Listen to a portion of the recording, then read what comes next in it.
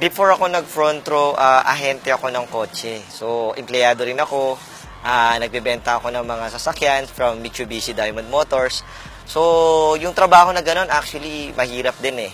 Kasi pagka wala kang benta, wala ka rin commission, so asahan mo yung mga salary mo, kulang eh. So, actually, kaya ako sumali sa front row kasi may nag-introduce sa akin na kaibigan ko din. Actually, that time, binibentahan ko siya ng kotse. So, nung binibentahan ko siya ng kotse, sabi niya sa akin, bro, ikaw, nagbebenta ka ng kotse, pero ikaw, wala ka namang kotse. So, napaisip ako ron.